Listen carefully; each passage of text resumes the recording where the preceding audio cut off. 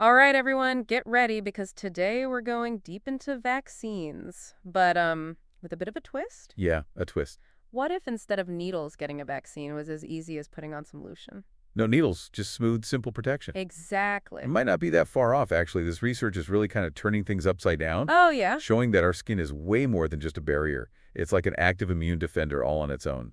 Whoa, it's like our skin has been secretly training to be a ninja warrior all this time. That's a good way to put it. And I mean, we see evidence of its immune response every day, right? Think about bruises, scrapes, that satisfying pop of a blister. Exactly. And we've always known about those outward signs, of course. But these new studies that were published in Nature are revealing something way deeper. Deeper? How? It's not just about reacting to what's already gotten in. It's like preemptively building up immunity, like it's almost anticipating threats. Hold on. So it's not just oh, I got a cut, I need to heal. It's okay, what could be coming next? How do I prepare for that? Yeah, like it's got its own little brain in there. That's wild. It's got its own personal bodyguard patrolling 24/7. Exactly, and that's exactly what it is. It turns out our skin has its own semi-autonomous immune system ready to fight off infections before they even reach our bloodstream. So a first-line defense right there on the surface. Exactly. Okay, so it's not just about healing those cuts and scrapes. It's about stopping those invaders before they even get a chance to party inside our bodies. That's the idea, and this is where it gets even more fascinating. Lay it on me. You know how vaccines work, right? Of course, training our bodies to produce those antibodies. Exactly. Well, it turns out our skin could do that too. Wait, hold on. My skin can create antibodies. I thought that was the job of our blood and, those busy little B cells. You're right. B cells are definitely the antibody factories. And back in 2015, there was some research showing skin-producing T cells, which is another type of immune cell in response to bacteria. But okay, this new research really focused on those B cells, and the results were mind-blowing. All right, tell me what happened. They introduced a harmless bacteria to the skin of mice. Uh-huh. And their skin just started pumping out antibodies like it was some kind of defense system on high alert. Exactly. They saw these B cells just spring into action, producing antibodies that lasted for over 200 days. 200 days? That's amazing. So is that is this our skin having a memory bank for past infections just like our blood does? That's a great question, and it's something that researchers are definitely still exploring. Yeah. What we do know is that this really challenges our understanding of where and how immune responses happen. Yeah. Our skin seems to be mirroring the immune functions we typically associate with our blood, but right there on the front lines. Okay, so this is blowing my mind, but how does this all connect back to those cream-based vaccines we were talking about? Could we actually train our skin to fight off specific diseases? That's the million-dollar question, isn't it? It is. And the second study in Nature offers some exciting clues. Oh, yeah. They took this harmless bacterium Staphylococcus epidermidis, and they genetically modified it to mimic harmful proteins like tetanus toxin. So they basically created a fake bad guy, a training dummy for the skin's immune system. Exactly, and they chose S. fecundimidis because it's a common skin bacteria that can actually colonize the skin without causing any harm. Okay. This allowed the engineered bacteria to kind of slip past the skin's defenses and act as a sort of training material for those B cells. Okay, I'm on the edge of my seat. What happened to the mice? Did this little Trojan horse strategy work? It did. They developed immunity to the real tetanus toxin, even surviving doses that should have been lethal. It's like they were vaccinated through their skin, no needles involved. Whoa, that's huge. But if we're talking about revolutionizing vaccines, isn't there more to immunity than just tetanus? What about all those nasty viruses that love to sneak in through our noses and mouth, You're thinking about mucosal immunity. Yes. Which protects those vulnerable areas, and that's where this research takes another fascinating turn. Oh, boy. Imagine if this skin-based approach could trigger antibody production in those mucosal areas, stopping infections right where they try to enter. Hold on. You're saying that something we apply to our skin could actually protect our noses and mouths? How is that even possible? Well, it's all about that interconnectedness we were talking about earlier. Okay. The researchers found evidence of antibody production in the mucous membranes of the mice, suggesting this approach might trigger a more comprehensive immune response than we ever imagined. Okay, my brain is officially doing backflips right now. Yeah. This is way more than just skipping a needle. It's like building a fortress right at the enemy's entry point. But how does this actually work? How do those antibodies get from our skin to those other areas? Well, there's still a lot we need to uncover, but it seems like the lymphatic system plays a key role. Okay. Think of it like a network of highways, transporting those antibodies from the skin to these immune checkpoints throughout your body. So those antibodies are like tiny little soldiers getting deployed to defend the entire kingdom from attack. Exactly. And if we can learn to harness this system, the implications for global health could be enormous. That's huge. Think about it stopping respiratory viruses like the flu or COVID before they even enter our bodies. It could be a whole new era of disease prevention. We're talking about potentially preventing pandemics with a simple cream. It's a pretty mind-blowing idea. This is seriously next-level stuff, but before my head explodes from all this awesomeness, let's take a breath and dig into the specifics of how these cream-based vaccines would actually work on a molecular level. All right, let's break it down step by step. Remember those B cells we talked about? Those B cells, they're like the key players here, just like in our bloods or present in our skin, ready to recognize and neutralize invaders. Right, and when they encounter those engineered bacteria carrying that harmless version of the tetanus toxin, they're basically tricked into thinking it's the real deal, right? Yeah, exactly. It's like a training exercise for the immune system. Uh-huh. The B cells on the skin are exposed to the protein. They learn to recognize it as a threat and start turning out antibodies that are specifically designed to target it. But wouldn't those antibodies normally be produced in like our lymph nodes? You know, those immune hubs we always hear about? Right. How do they get from our skin to the rest of the body? Well, that's where the lymphatic system comes into play. Yeah. Our body's intricate network of vessels and tissues,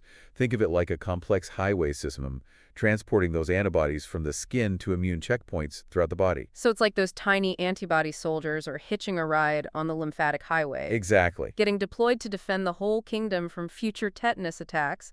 This is seriously amazing, but it also makes me wonder, if this works for tetanus, could it work for other diseases too? That's the question that has researchers buzzing with excitement. Yeah. The potential applications here are mind-boggling. Imagine the world where we could protect people from diseases like measles or even COVID-19 simply by applying a cream to their skin. Okay, pause for a second because that sounds straight out of a sci-fi movie. I know, right? A cream that could prevent pandemics. Yeah. That's huge.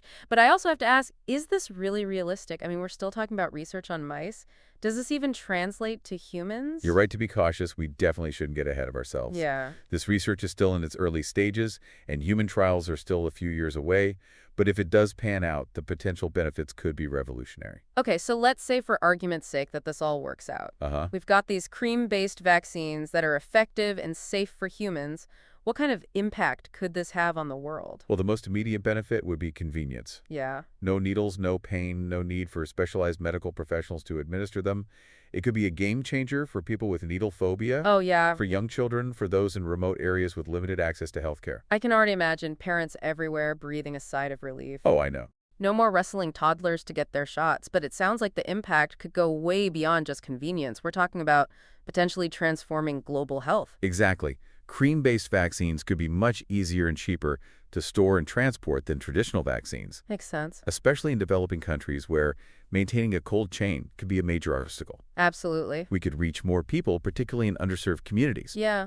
And that could dramatically improve disease prevention and control worldwide. Okay, so we've got convenience, accessibility, global health impact.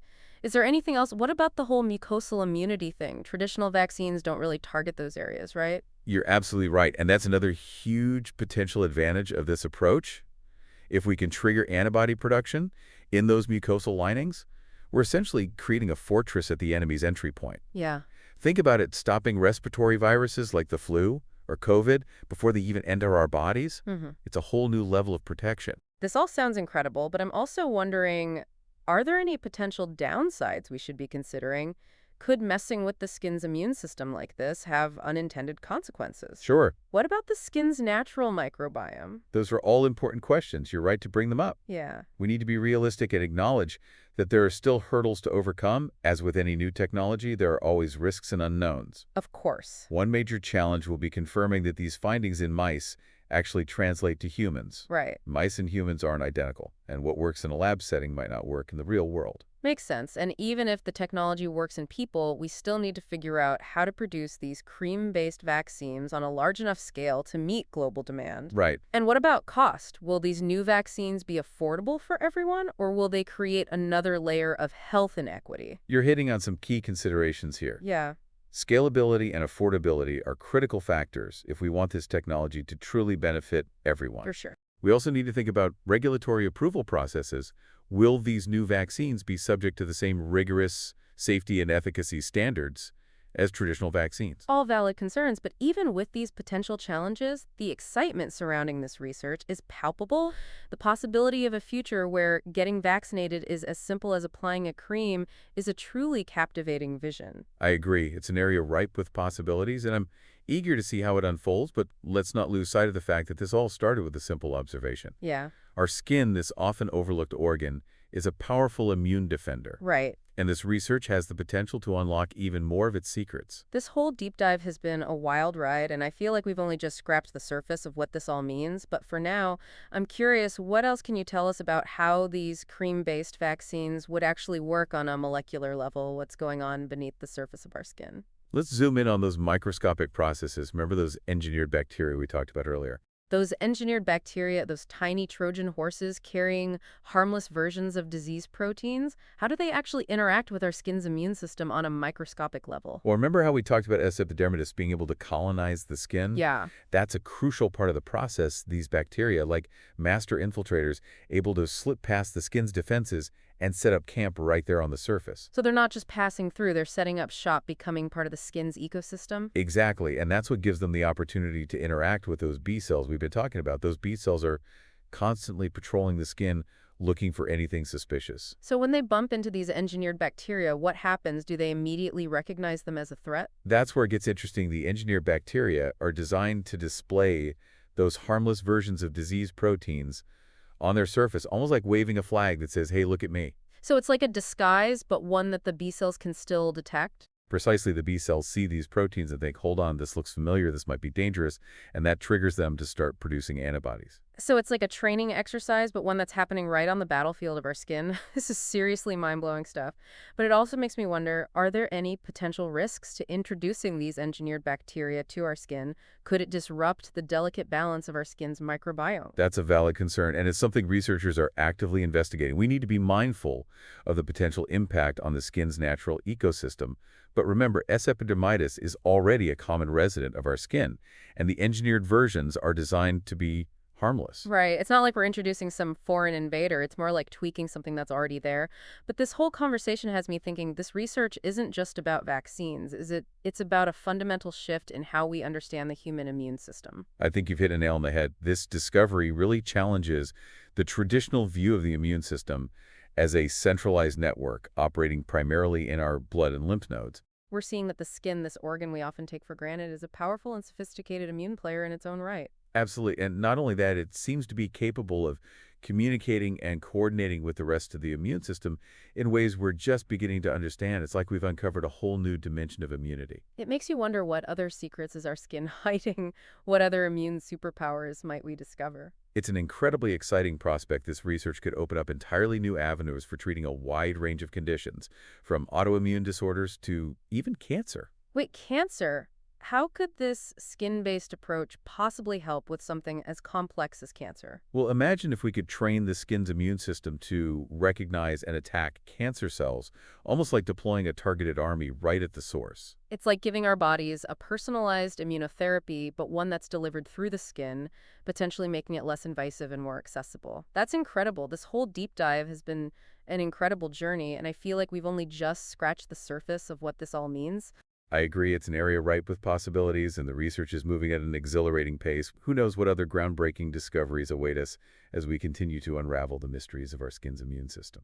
Well, on that note, I think it's time to wrap up this deep dive. We've covered a lot of ground today, from the intricate mechanisms of the skin's immune system to the mind-blowing potential of cream-based vaccines and beyond. It's been a fascinating conversation, and I hope our listeners have gained a newfound appreciation for the incredible complexity and power of this often overlooked organ. Absolutely. We've explored the cutting edge of scientific innovation, but as always, we encourage you to continue exploring, stay curious, and never stop asking questions. Because the world of science is constantly evolving, and there's always something new to discover. Thank you for joining us on this deep dive into the fascinating world of skin immunity. Until next time, keep exploring.